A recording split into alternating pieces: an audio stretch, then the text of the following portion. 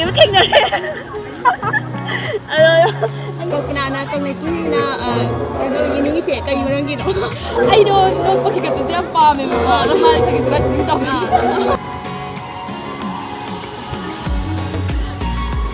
Yang sih itu hari ini kalau kami pasal saya ada yang memang mau itu mau mau sangat komunikasi.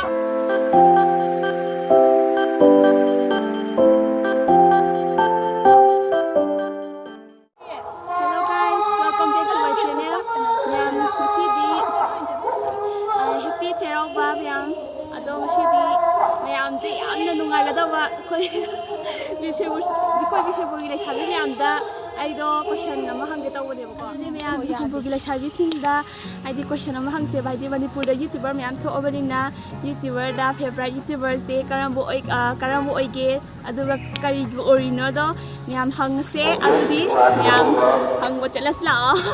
Adudi yang sirasu aido leisabi tinggal buka. Mingga kanano habis dah habis ramah. Mingga ngandi. Bishnupur gitu. Bosibay lagi ada. Ay hangri se favorite YouTuber. Jadi kan Manipuri favorite YouTuber tu kanano. Favorite YouTuber saya Manipuri tadi lagi apa? Ada Manipuri hai se. Asal Manipuri ni macam ni ba. Papalom dah lagi ba. Papalom dah semua ba. Jack kita anjali dah semua dah ba. Ada tu. Ada kay ma he ma ada ma apa ni kita ni. Kan dia ma ni tahu tahu pasal yang pam ni. Wangang verse, amor, semua nama public kay yang pam.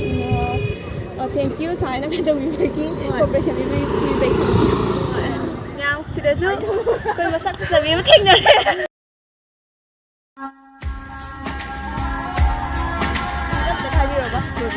Atau ay hangri je, ay songi favorite YouTuber je, kanano ini no.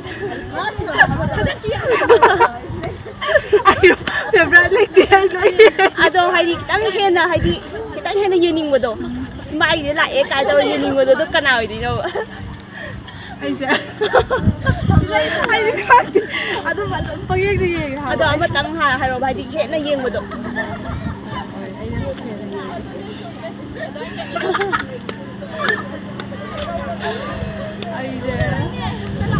Apa kaya tu? Kebola. Kebola ye. Mai kebola dah. Ada mai kebola ye. Ada kaya gino mai ni hena pani ni kaya gino. Mai sab dah hau. Mai mai sab dah. Kebola dah hau dah mai lepas.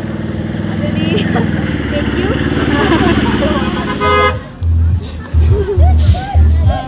Ya sudah tu. Masa aku tak boleh saya tinggal. Ada songi ming yang dah hidup ni. Ay ming kalpana. Kay leisabi. Bishnupur mana kay ada ay na hangi je. Ay di Manipuri YouTuber yang tu itu na. Ada kalpana gi favorite YouTubers kanano itu. Ay di panggil di tu mayam. Ada ayam mana tang liking. Tang liking dah. Ada ma ay di kanano tang liking na kanano ini sih kayu orang gitu. Ay do pakai kata siapa memang. Lama pakai suka sini tahu na. Oh yang nungai kalpana. Thank you.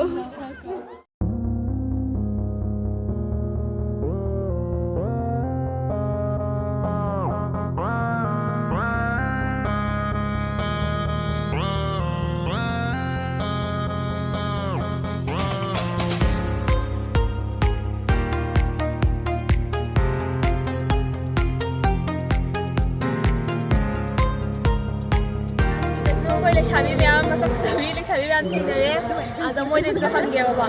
Ada mingga lebam apa? Hari apa? Ay di mingla. Ate pun singda. Lebam di. Lebam na. Jadi singda.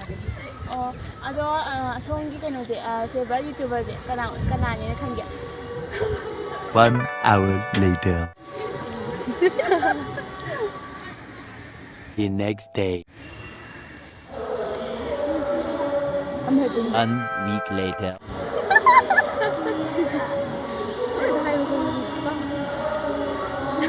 Hey hena, hey nyamui na ramai ni bapa. Aduh jo, sini ani hena yang jenis kan nak kau bodoh. Aduh kamu oi no. 2,000 years later.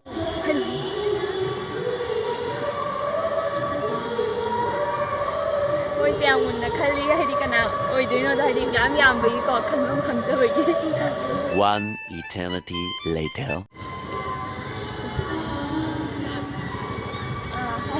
ꯈꯜꯂꯕ Tinkle ꯑꯩ ꯇꯤꯡꯀꯜꯁꯦ ꯍꯥꯏꯗꯤ ꯀꯩꯒꯤ ꯌꯦꯡꯅꯤꯡꯉꯤꯅꯣ ꯃꯥꯅ ꯍꯦꯟꯅ ꯌꯦꯡꯅꯤꯡꯉꯤꯁꯤ ꯀꯩꯅꯣꯕ ꯍꯥꯏꯗꯤ ꯃꯥꯅ ꯍꯦꯟꯅ ꯍꯥꯏꯗꯤ ꯃꯌꯥꯝꯗꯒꯤ ꯃꯥꯅ ꯌꯦꯡꯅꯤꯡꯉꯤꯁꯤ ꯍꯥꯏꯗꯤ ꯃꯥꯒꯤ ꯁ꯭ꯀꯤꯟꯗ ꯅꯨꯡꯉꯥꯏꯕꯩꯔꯕ ꯃꯥꯒꯤ ꯁ꯭ꯀꯤꯟꯗꯣ ꯑꯗꯣ ꯃꯥꯒꯤ ꯄꯥꯈꯨꯝ ꯄꯤꯖꯔꯛꯑꯦ ꯊꯦꯡꯀ꯭ꯌꯨ ꯁꯤꯗꯁꯨ ꯂꯩꯁꯥꯕꯤ ꯃꯁꯛ ꯐꯖꯕ ꯊꯦꯡꯅꯔꯦꯕꯀꯣ ꯃꯉꯣꯟꯗꯁꯨ ꯑꯩꯅ ꯉꯁꯥꯏ ꯍꯪꯕꯗꯣ ꯃꯉꯣꯟꯗꯁꯨ ꯍꯪꯒꯦ ꯃꯤꯡꯒ ꯂꯩꯕ ꯍꯥꯟꯅ ꯍꯥꯏꯕꯤꯔꯣ ꯃꯤꯡꯅ ꯅꯤꯀꯤꯇꯥ ꯑꯗꯨꯒ ꯂꯩꯐꯝꯅ ꯁꯤ ꯕꯖꯥꯔꯗꯒꯤꯅꯤ ꯁꯤꯡꯕ ꯕꯖꯥꯔꯗꯒꯤ ꯑꯗꯣ ꯑꯩꯅ ꯍꯪꯅꯤꯡꯉꯤꯁꯦ ꯑꯩꯈꯣꯏ ꯃꯅꯤꯄꯨꯔꯤ ꯌꯨꯇ꯭ꯌꯨꯕꯔ ꯃꯌꯥꯝ ꯂꯩꯔꯦꯗꯅ ꯑꯗꯨꯗ ꯅꯤꯀꯤꯇꯥꯅ ꯄꯥꯝꯕ ꯌꯨꯇ꯭ꯌꯨꯕꯔꯁꯦ ꯀꯅꯥ ꯑꯣꯏꯗꯣꯏꯅꯣ ꯇꯤꯡꯀꯜ ꯑꯣꯏꯔꯤꯁꯦ ꯀꯩꯒꯤ ꯑꯣꯏꯔꯤꯅꯣ ꯍꯥꯏꯗꯤ ꯃꯥꯒꯤ ꯚꯤꯗꯤꯑꯣ ꯀꯩꯀꯩꯗꯣ ꯁꯨꯝ ꯌꯦꯡꯕꯗ ꯅꯨꯡꯉꯥꯏꯗꯅ ꯅꯨꯡꯉꯥꯏꯖꯔꯦ ꯅꯤꯀꯤꯇꯥꯁꯨ ꯍꯥꯏꯅ ꯀꯩꯅꯣ ꯚꯤꯗꯤꯑꯣꯅꯁꯨ ꯌꯥꯝ ꯊꯦꯡꯀ꯭ꯌꯨ ꯃꯌꯥꯝ ꯁꯤꯗꯁꯨ ꯍꯥꯏꯗꯤ ꯀꯩꯅꯣ ꯂꯩꯁꯥꯕꯤ ꯃꯆꯥ ꯃꯆꯥ ꯌꯥꯝ ꯂꯩꯔꯝꯃꯦꯕꯀꯣ ꯃꯣꯏꯗꯁꯨ ꯃꯣꯏꯗ ꯑꯃꯨꯛ ꯍꯪꯉꯒ ꯈꯪꯃꯤꯟꯅꯁꯦ ꯀꯅꯥ ꯍꯦꯟꯅ ꯃꯣꯏꯅ ꯍꯦꯟꯅ ꯄꯥꯝꯖꯕꯗꯣꯀꯣ ꯃꯤꯡ ꯍꯥꯟꯅ ꯍꯥꯏꯔꯣꯅꯦ ꯁ꯭ꯋꯥꯏꯗꯒꯤ ꯕꯤꯁꯅꯨꯄꯨꯔꯗꯒꯤꯀꯣ ꯅꯪ ꯃꯤꯡꯗꯤ ꯑꯩꯒꯤꯗꯤ ꯁ꯭ꯋꯥꯏ ꯁꯝꯃꯤ ꯅꯪꯒꯤꯗꯤ ꯑꯩ ꯍꯧꯖꯤꯛꯁꯦ ꯍꯥꯏꯗꯤ ꯑꯩꯈꯣꯏ ꯃꯅꯤꯄꯨꯔꯗ ꯌꯨꯇ꯭ꯌꯨꯕꯔ ꯃꯌꯥꯝ ꯂꯩꯗꯅ ꯑꯗ ꯅꯪꯒꯤ ꯐꯦꯚꯣꯔꯥꯏꯠ ꯌꯨꯇ꯭ꯌꯨꯕꯔꯁꯦ ꯀꯅꯥ ꯑꯣꯏꯗꯣꯏꯅꯣ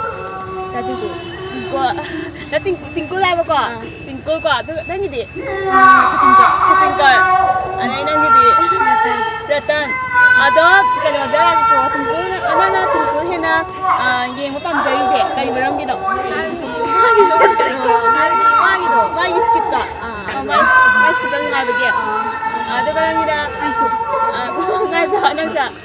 ꯑꯣ ꯃꯥꯟꯅꯔꯦ ꯑꯃꯅ ꯇꯤꯡꯀꯨꯜ ꯑꯃꯅ ꯁꯆꯤꯟꯀꯔ ꯑꯃꯅ ꯔꯇꯟ ꯃꯣꯏ ꯍꯧꯖꯤꯛ ꯐꯦꯚꯣꯔꯥꯏꯠꯁꯦ ꯁꯤ ꯑꯣꯏꯔꯦꯅ ꯍꯥꯏꯔꯦ ꯑꯗꯣ ꯃꯊꯪꯗ ꯊꯦꯡꯅꯁꯤꯀꯣ ꯊꯦꯡꯀ꯭ꯌꯨ ꯃꯌꯥꯝ ꯚꯤꯗꯤꯑꯣꯁꯦ ꯁ꯭ꯋꯥꯏꯗ ꯂꯣꯏꯁꯤꯟꯖꯔꯒꯦ ꯃꯝꯁꯨ ꯃꯝꯁꯜꯂꯛꯑꯦꯕꯀꯣ ꯑꯗꯣ ꯃꯌꯥꯝ ꯑꯩ ꯉꯁꯤ ꯅꯝꯕ ꯚꯤꯗꯤꯑꯣꯗꯣ ꯃꯌꯥꯝ ꯅꯨꯡꯉꯥꯏꯕꯤꯔꯗꯤ ꯂꯥꯏꯛ ꯁꯕꯁꯀ꯭ꯔꯥꯏꯕ ꯑꯦꯟ ꯁꯤꯌꯔ ꯇꯧꯕꯤꯔꯝꯃꯣ ꯃꯌꯥꯝ ꯊꯦꯡꯀ꯭ꯌꯨ ꯐꯣꯔ ꯋꯥꯆꯤꯡ